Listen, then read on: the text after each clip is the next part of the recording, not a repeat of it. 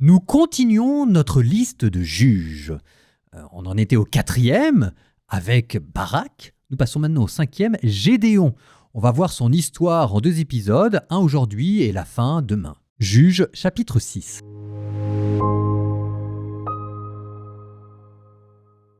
Les fils d'Israël firent ce qui est mal aux yeux du Seigneur, et le Seigneur les abandonna à Madian pendant 7 ans. Madian imposa sa puissance à Israël. À cause de Madian, les fils d'Israël aménagèrent dans les montagnes des failles, des grottes et des lieux escarpés.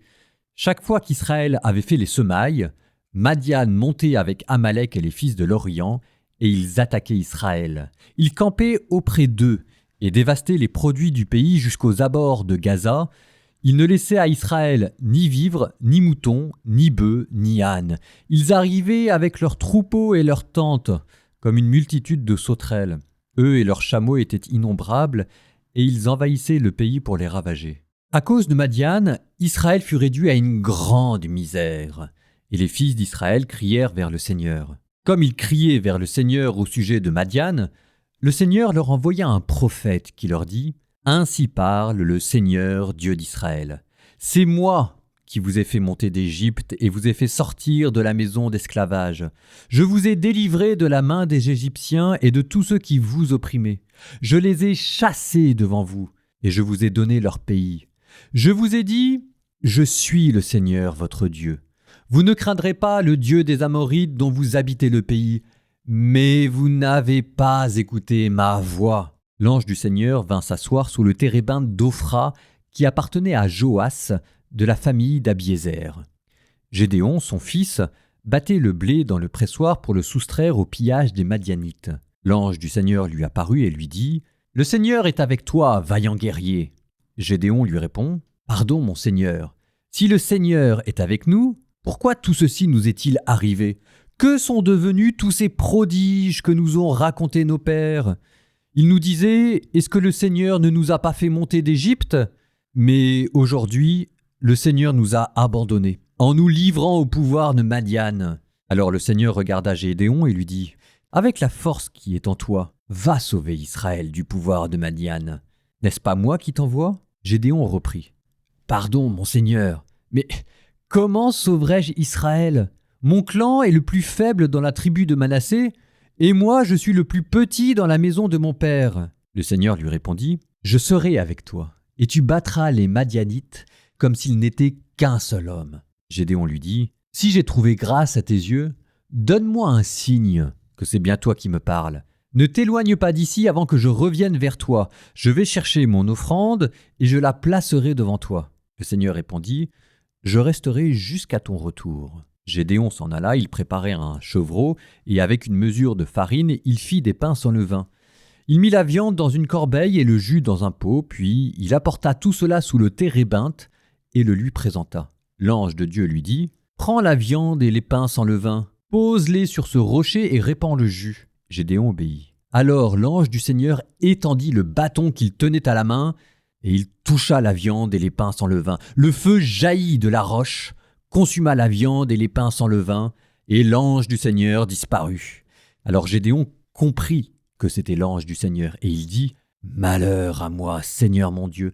Pourquoi donc ai-je vu l'ange du Seigneur face à face ?» Le Seigneur lui répondit « Que la paix soit avec toi. Sois sans crainte, tu ne mourras pas. » À cet endroit, Gédéon bâtit un autel au Seigneur sous le vocable de « Seigneur de la paix », et jusqu'à ce jour, cet autel est encore à Ophra d'Abiézer. Cette nuit-là, le Seigneur dit à Gédéon « Prends le taureau de ton père et un 2e taureau âgé de 7 ans. Puis tu démoliras l'autel de Baal qui est à ton père et tu couperas le poteau sacré qui se trouve à côté de lui. Tu bâtiras au Seigneur ton Dieu un autel selon les règles, au sommet de cette citadelle. Tu prendras alors le 2e taureau et tu l'offriras en holocauste sur le bois du poteau sacré que tu auras coupé. » Gédéon prit alors avec lui 10 de ses serviteurs et fit ce que lui avait ordonné le Seigneur. Mais comme il craignait sa famille et les gens de la ville, plutôt que de le faire de jour, il préféra agir de nuit. Le lendemain, les gens de la ville levés de bon matin virent que l'autel de Baal était renversé, que le poteau sacré qui se trouvait à côté de lui avait été coupé et qu'un taureau avait été offert en holocauste sur l'autel qui venait d'être bâti. Ils se dirent alors les uns aux autres, « Qui a fait cela ?» Ils cherchèrent et s'informèrent, et ils dirent, « C'est Gédéon, fils de Joas, qui a fait cela. » Les gens de la ville dirent à Joas, « Fais sortir ton fils, il doit mourir, car il a détruit l'autel de Baal et coupé le poteau sacré qui se trouvait à côté de lui. » Mais Joas répondit à ceux qui se tenaient près de lui, « Est-ce à vous de défendre Baal ? Est-ce à vous de le sauver ? Celui qui défendra Baal sera mis à mort avant le matin. Si Baal est Dieu, qu'il se défende lui-même, puisqu'on a renversé son autel. » Et ce jour-là, on donna à Gédéon le nom de Yérub-Baal, c'est-à-dire que Baal s'en prenne à lui, puisqu'il a renversé son autel. Tout Madian, Amalek et les fils de l'Orient se coalisèrent, et ayant passé le Jourdain, vinrent camper dans la plaine de Yizréel. L'esprit du Seigneur revêtit Gédéon. Celui-ci sonna du corps, et Abiézer se regroupa derrière lui. Il envoya des messagers dans tout Manassé, qui lui aussi se regroupa derrière lui. Il envoya des messagers dans Asher, dans Zabulon, dans Nephtali, qui montèrent à leur rencontre. Gédéon dit alors à Dieu, « Si vraiment, comme tu l'as dit, tu veux te servir de moi pour sauver Israël, je vais étendre une toison de laine sur l'aire de battage, et s'il n'y a de rosée que sur la toison, et si tout le sol est sec, je saurai que c'est par moi que tu veux sauver Israël comme tu l'as dit. » Il en fut ainsi. Le lendemain, Gédéon se leva, il pressa la toison, il en exprima la rosée, une pleine coupe. Gédéon dit encore à Dieu, « Que ta colère ne s'enflamme pas contre moi. Laisse-moi te parler encore une fois. Permets-moi de faire une fois encore l'épreuve de la toison, que seule la toison soit sèche et qu'il y ait de la rosée sur tout le sol. » Et Dieu fit ainsi cette nuit-là. Seule la toison fut sèche, et il y eut de la rosée sur tout le sol.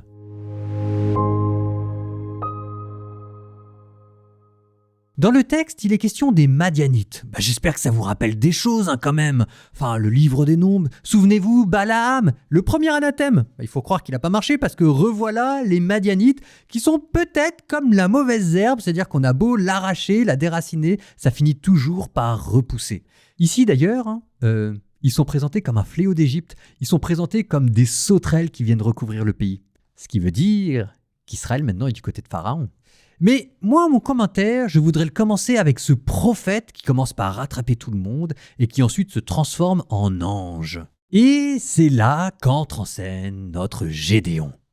L'ange est maintenant assis auprès d'un arbre, le lieu sacré avec ses racines qui plongent dans la terre et ses feuillages dans le ciel, lieu de transition entre la terre et le ciel, et attend de voir qui va passer. Et qui passe ? Gédéon. Gédéon qui en fait a dû suivre l'ange puisqu'il reprend la conversation là où elle s'est arrêtée. Il lui dit « Écoute, tu nous as parlé de l'Égypte, très bien, mais enfin on ne peut pas dire non plus que Dieu ait manifesté sa présence depuis l'Égypte de manière flagrante. » J'attire d'ailleurs votre attention sur la salutation de l'ange. « Le Seigneur est avec toi, vaillant guerrier. » Ça vous rappelle pas une autre apparition, un autre ange ? Et Gédéon devenu Marie ? Je te salue Marie, pleine de grâce, le Seigneur est avec toi. La force de Gédéon, c'est la grâce de Marie, le Seigneur qui est en nous. La grâce, c'est la présence de Dieu, c'est ça ce qui fait notre force. Bon, mais il faut croire que Gédéon n'est pas transporté outre mesure par ses promesses théologiques et rappelle à l'ange que, quand même, lui, il appartient à la toute petite tribu et qu'en plus, il est le dernier de son clan. Sauf que ça, en fait, il le sait pas, mais ça, c'est précisément le genre de parole qui plaît à Dieu. Parce qu'au moins, quand on est faible, on est sûr que la victoire vient de Dieu. D'où la phrase de saint Paul, « C'est quand je suis faible qu'alors je suis fort ». Réponse de l'ange, d'ailleurs assez curieuse. Il ne va pas décupler la force de Manassé, il va diminuer au contraire la force de l'ennemi. Tu battras Madian comme s'il s'agissait d'un seul homme. Vient alors la réaction de Gédéon qui est très curieuse. Il a l'ange du Seigneur devant lui et il lui dit « Écoute, si c'est bien toi qui me parles, reste ici 2 secondes, je vais aller t'offrir un sacrifice pour être sûr que c'est toi qui me parles et ensuite je reviendrai. » C'est étonnant de se dire que dans la tête de Gédéon, un sacrifice, ça vaut mieux qu'une apparition. Le rite sacramentel qui vaut mieux que la grande mystique. En tout cas, il veut faire les choses bien, manifestement. Il ne connaît pas bien son histoire d'Israël, mais il a lu le Lévitique, et en présence du Dieu 3 fois saint, il sait qu'il faut offrir un sacrifice. On a l'impression que Gédéon offre un sacrifice comme on met une ceinture de sécurité quand on va monter dans la voiture d'un conducteur un peu fou. Parce que Gédéon, c'est ce qu'on va voir, c'est pas le plus courageux des hommes, ce qui d'ailleurs le rend, moi je trouve, plutôt attachant. Tiens, regardez quand même, il commence par rappeler à l'ange qu'il est le plus petit. Ensuite, pour être sûr de bien faire les choses et de pas mourir devant l'ange, il va offrir un sacrifice pour être en règle du côté du Lévitique. Après, il se rebelle, mais de nuit, pour que personne ne le voie. Finalement, c'est son père qui lui sauve la vie. Et puis simplement, il se débrouille avec un petit artifice, il change son nom en Yéroubal, que Baal s'en prenne à lui, qui est à la fois un nom malédiction et en même temps un titre de gloire. Là, vous retrouvez d'ailleurs, toujours dans ma petite parenthèse, la longue tradition des patriarches qui changent de nom. Abraham, Jacob, Israël, celui qui est fort contre Dieu. Comme si c'était nos luttes existentielles et religieuses qui nous définissaient. Je ferme la parenthèse et je reviens au courage de Gédéon qui se rebelle de nuit, qui est sauvé in extremis par son père et qui toujours, pour être bien sûr que c'est bien Dieu qui est en face de lui, demande un signe et un contre-signe. Mais vous voyez, cette petitesse de Gédéon, cette timidité, moi je trouve que ça le rend attachant. Et d'ailleurs, le texte ne se moque pas de lui. Il n'y a même pas ce petit sourire moqueur de l'Ancien Testament que parfois on voit. Dieu prend Gédéon tel qu'il est. Évidemment, ça nous fait penser à nous. Ce qu'il y a de petit et de méprisé dans le monde, voilà ce que Dieu a choisi pour faire éclater sa gloire. Bon, fin du commentaire. Alors maintenant, vous allez avoir le psaume qu'on n'a pas lu l'épisode avant, le psaume 54. Exceptionnellement, c'est lui qui nous servira de prière. Mais écoutez, les psaumes, ça sert aussi de prière, ça marche bien. Mon Dieu, écoute ma prière, n'écarte pas ma demande. Exauce-moi, je t'en prie, réponds-moi, inquiet je me plains. Je suis troublé par les cris de l'ennemi et les injures des méchants. Il me charge de crimes, plein de rage il m'accuse. Mon cœur se tord en moi, la peur de la mort tombe sur moi, crainte et tremblement me pénètrent, un frisson me saisit. Alors j'ai dit, qui me donnera des ailes de colombe ? Je volerai en lieu sûr, loin, très loin je m'enfuirai pour chercher asile au désert. J'ai hâte d'avoir un abri contre ce grand vent de tempête. Divise-les, Seigneur, mets la confusion dans leur langage. Car je vois dans la ville discorde et violence. De jour et de nuit, elle tourne en haut de ses remparts. Au-dedans, crime et malheur. Au-dedans, c'est la ruine. Fraude et brutalité ne quittent plus ces rues. Si l'insulte me venait d'un ennemi, je pourrais l'endurer. Si mon rival s'est levé contre moi, je pourrais me dérober. Mais toi, un homme de mon rang, mon familier, mon intime, que notre entente était bonne quand nous allions d'un même pas dans la maison de Dieu, que la mort les surprenne, qu'ils descendent vivants dans l'abîme, car le mal habite leur demeure, il est au milieu d'eux. Pour moi, je crie vers Dieu. Le Seigneur me sauvera, le soir et le matin et à midi, je me plains, je suis inquiet. Et Dieu a entendu ma voix, il m'apporte la paix, il me délivre dans le combat que je menais, ils étaient une foule autour de moi. Que Dieu entende et qu'il réponde, lui qui règne dès l'origine, à ceux-là qui ne changent pas et ne craignent pas Dieu. Un traître a porté la main sur ses amis, profané son alliance.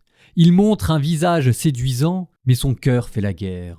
Sa parole est plus suave qu'un parfum, mais elle est un poignard. Décharge ton fardeau sur les seigneurs, il prendra soin de toi. Jamais il ne permettra que le juste s'écroule. Et toi, Dieu, tu les précipites au fond de la tombe, ces hommes qui tuent et qui mentent. Ils s'en iront dans la force de l'âge. Moi, je m'appuie sur toi.